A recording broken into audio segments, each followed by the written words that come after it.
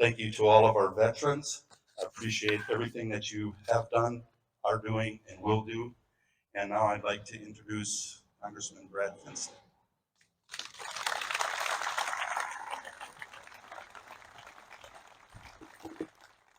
Well, good afternoon. So it's been made very clear how strong Rick is, and he told me if I spoke more than 2 minutes, I'd start losing votes. So this will be quick. But I just want to congratulate the community for this great event here today and for this great memorial. And also, as we sit here today on the 21st anniversary of 9/11, I want to make sure that we have a chance to recognize our great firefighters and law enforcement. So if we could please recognize them.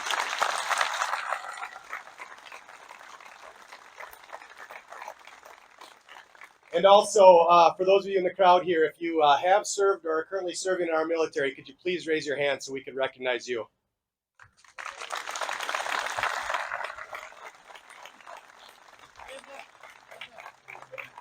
Yeah, if you could stand up, please. Rick said so.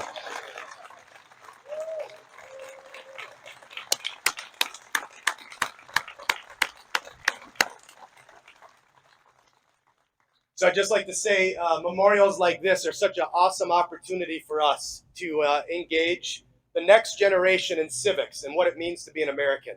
And so for us to have this right here in our backyard, to have this opportunity for us to teach folks about real sacrifice and real commitment, what the American dream is such a great opportunity and such a great honor for us to host this here. So I just want to congratulate again the community for doing this. Thank you for the leadership, the team that put this together. So I have had the opportunity to sit in your seat in Congress for just a little under a month. If you were to ask me right now where the bathrooms are at the Capitol, I could not answer that question. However, right before the election, Rick said, with the confidence that only a Marine could have, when you get elected, I want you to come speak at the September 11th dedication. I said, all right, I guess I have to get elected. So my wheels are already spinning and looking forward to this event, but also looking forward to an opportunity that I know when you serve in Congress you have to give to the community. And so for that, I am honored that my first request as your congressman in your seat in the U.S. House of Representatives was I had a flag flown above the U.S. Capitol in honor of Sleepy Eye. So, Mr. Mayor, you come up.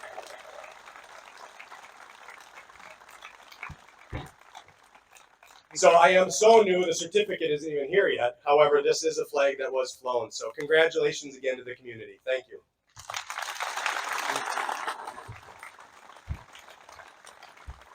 Thank you, Representative Finstad. We greatly appreciate that, and we will fly that flag very proudly here in Sleepy Eye.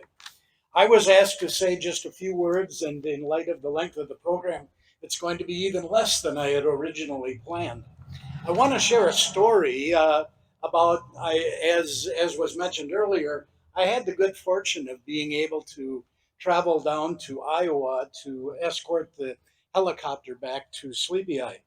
And as a part of that, there was mention made of the trip from Mankato here.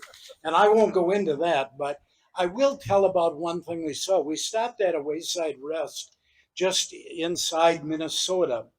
And while we were there, I was impressed at the fact that there were three different gentlemen, one who pulled off the freeway when he saw the helicopter and came over just to look at the helicopter. One of those men went up and touched the helicopter, and you could tell by the expression on his face that this helicopter meant something really special to him. Well, in the process of that time, there were two more gentlemen that came up and bowed their head as they walked up to it. So we know that this helicopter holds deep meaning for those volunteers who served in Vietnam. Then what I was really asked to talk about was our first responders and the people in Sleepy Eye who provide services to our community. And so I want to tell you another story. And this is a story about a man who came to a city council meeting about a month ago and who was upset because he thought the police spent too much time traveling around town.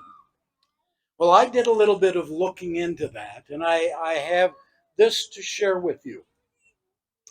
In 2021, and I don't know if any of our police are in the crowd right now, but in 2021, our police were called 2,413 times.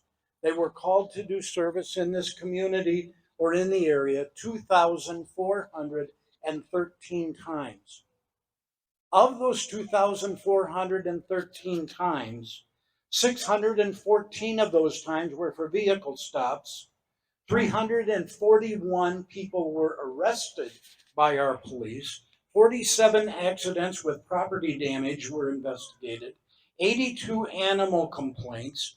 180 assists of other officers and situations. 8 burglaries. 22 civil disputes. 58 disturbances. 29 domestic complaints, and so on. And I won't go through and read the whole list, but I just want to say to that person that it appears to me that our police were out answering one of the calls. You see, because 2,400 calls equates to 8 calls per day. That's what our police were doing. I also don't want to shy away from talking about other EMTs, another group being our great EMTs who service our community. Last year, would you believe that they answered 593 ambulance calls? Almost 2 a day. 2 a day here in Sleepy Eye. 2 a day times that they were out volunteering to go out and help out an area person. Our EMTs do a marvelous job, and they are to be thanked. Lastly, the group standing in the back there are firemen who have been a wonderful honor guard. Last year, they had 47 calls, of which more than half of those calls went out to rural areas outside of the Sleepy Eye area. That's the kind of involvement our firemen had. And so, ladies and gentlemen, we're served by a great group of first responders, and I think we should give them all a round of applause. Good job, guys and gals. We appreciate you greatly. Thank you. Thank you to all of you for all that you do.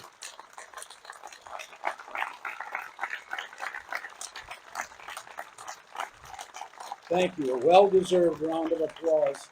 Good job, guys. But let's not forget our other city workers, including our doctors and nurses who provide 24-hour medical service at our great hospital, our park and pool employees, PUC workers, our sanitation and street crew, our library staff, and so on and so on. These guys and gals, I know it's their job, but they do a wonderful job of serving our community. And I don't want to forget our city council. I see a couple of them here today.